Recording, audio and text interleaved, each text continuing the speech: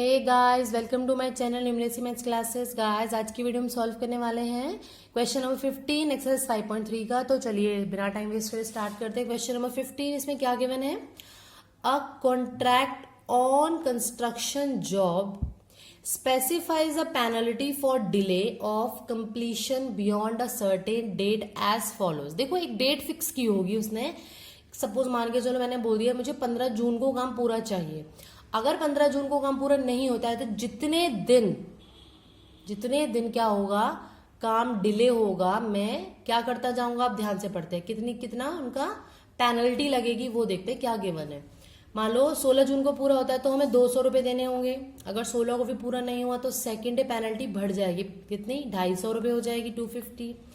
मान लो तब भी काम पूरा नहीं होता है, नेक्स्ट डे होता है, तो हमें पेनल्टी देनी होगी 300। इसी तरह जो हमारी पेनल्टी है, penalty for each succeeding day being ₹50 more than for the preceding day. मतलब आपकी जो पेनल्टी है वो पिछले दिन से, मतलब ये हुआ, मान लो मैंने बोला कि 15 जून को काम पूरा करना है, नहीं पूरा हुआ, 16 को कितने रुपए दूंगी मैं? मान लो मेरा काम पूरा हुआ है 20 जून को। सपोज 16 जून को कितने रुपए दिए मैंने फाइन में? 200 रुपए, 200। 17 को अगले दिन कितने दिए हैं? 250। उससे अगले दिन दिए हैं 300। तो हर दिन पेनल्टी बढ़ रही है 50 रुपीज, है ना। आगे पूछा है how much money the contractor has to pay as penalty. Total money जो है कॉन्ट्रैक्टर को कितनी पे करनी होगी, मतलब इनका सम ही तो पूछेगा। How much money, total money पूछनी है ना, टोटल मीन सम।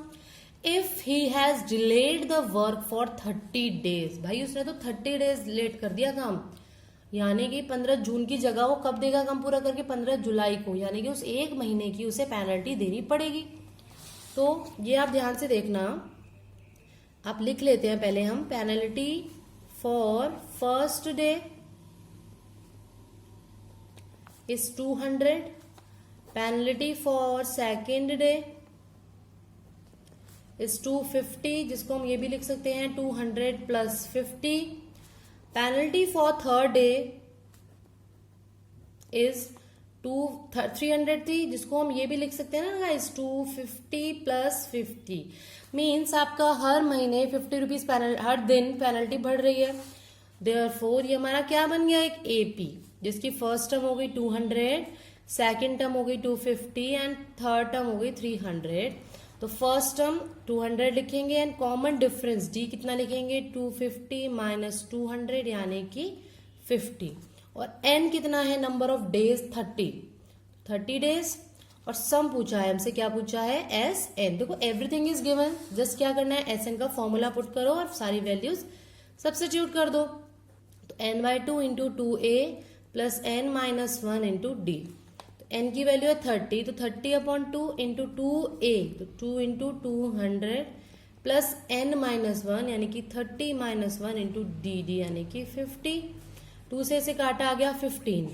नाउ 2 इंटू 200 क्या होता है? 400 प्लस 30 माइनस 1 इज 29, तो 29 इंटू 50। आपसे मल्टीप्लाई का साइन भी लगा सकते हैं। तो ये हो जाएगा 15 तो बाहर, 400 प्लस, देखो इसको मल्टीप्लाई करके आता है 1450, राइट। आप इन दोनों को भी कर दो ऐड, 1450 और 400 को ऐड करोगे तो क्या आएगा? 1850।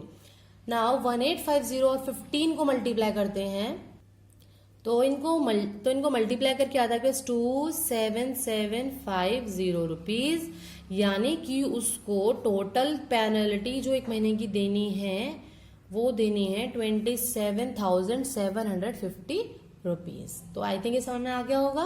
तो चलिए स्टार्ट करते हैं नेक्स्ट क्वेश्चन, क्वेश्चन नंबर 16।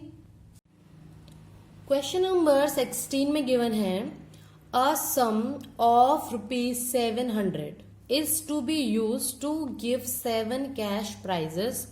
देखिए टोटल रुपीज ना मेरे पास 700 है, 1 2 3 4 5 6 7, टोटल मैं 7 कैश प्राइजेस बनाती हूँ। ये फर्स्ट पोजीशन, सेकंड, इस तरह से।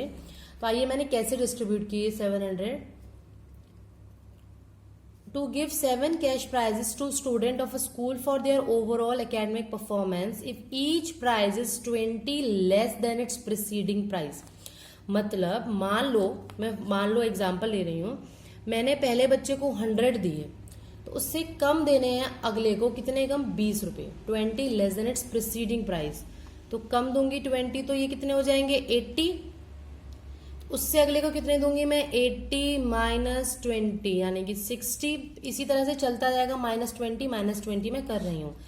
अब तक जो हमारा एपी बनता था उसमें ध्यान देना, अब क्या बनता था हमारा, प्लस हो रहा होता था, ऐड हो रहा होता था, लेकिन यहाँ पे 20 माइनस हो रहा है, तो डी यानी कि इस क्वेश्चन में हमारा क्या हो जाएगा, -20। और हमें इसके अलावा इस क्वेश्चन में गिवन है एक तो सम जो कि 700 है, और गिवन है डी जो कि -20 है, और टोटल बच्चे भी गिवन है कि हमें कितने बच्चों को देना है, 7 स्टूडेंट को। तो एन भी कितना हो गया आपके पास, 7।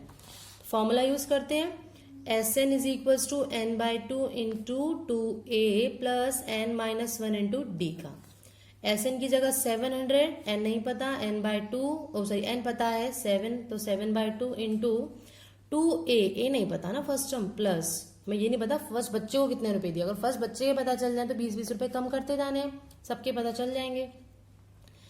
n यानी कि 7-1 इंटू डी, डी यानी कि -20। 2 डिवाइड में है, यहाँ क्यों गया मल्टीप्लाई, इन दोनों की मैं इधर ले आती हूँ एक्चुअली।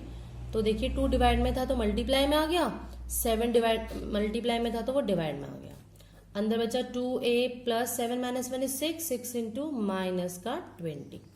देखिए 7 से काटेंगे तो 100, और 100 इंटू 2 कितना हो जाता है guys, 200 is equal to 2a plus minus 6 2 12, तो 120 आ गया ना। -120 को भी मैं इधर ले जाती हूँ, तो 200 plus 120 is equals to 2a, add करो क्या आता है 320 is equals to 2a, 2 multiply में है के साथ, तो यहाँ डिवाइड कर देते हैं, तो 320/2 इज इक्वल्स टू a, तो ये आ गया आपके पास 160, यानी कि जो फर्स्ट टर्म है वो 160 है। तो फर्स्ट प्राइस जो है आपका, तो वैल्यू ऑफ फर्स्ट प्राइस कितनी आ जाएगी आपके पास, 160। तो इसी तरह बाकी प्राइजेस की वैल्यू कितनी आ जाएगी, देखिए सेकेंड प्राइस की वैल्यू कितनी आ जाएगी, 20 लेस करना है तो 160 माइनस 120 इज 140। तो सिमिलरली हम लिख देंगे सभी का, वैल्यूज ऑफ प्राइजेस इज 160, 140, अगला क्या आएगा देखिए 140 माइनस 40 विच इज 120, उससे अगली आएगी 120 minus 40 which is 80, next is 80 minus 80 minus 20 करना चाहिए था ना हमें, हाँ 20 करेंगे ना भाई, क्योंकि 20 ही डी था ना, 20 रुपीज कम करनी थी, तो 120 माइनस 20 इज 100, फिर 100 माइनस 20 करेंगे तो क्या आएगा गाइज 80, फिर 80 माइनस 20 करेंगे अगले के लिए तो आ जाएगा 60, एंड 60 माइनस 20 करेंगे तो आ जाएगा 40। तो यानी कि कितने 1 2 3 4 5 7 प्राइजेस हो गए। तो पहले को मिलेंगे 160, उससे अगले को 140, थर्ड वाले को 120, फोर्थ वाले को 100, 80, 60, 40, तो लास्ट वाले को 7th पोजीशन वाले को मिलेंगे 40 रुपीज। तो आई होप ये आपको समझ में आ गया होगा इस क्वेश्चन। तो आज की वीडियो में इतना ही, मिलते हैं नेक्स्ट वीडियो में नेक्स्ट क्वेश्चन के साथ। तब तक keep watching my videos and please like share and subscribe. Thank you so much for watching.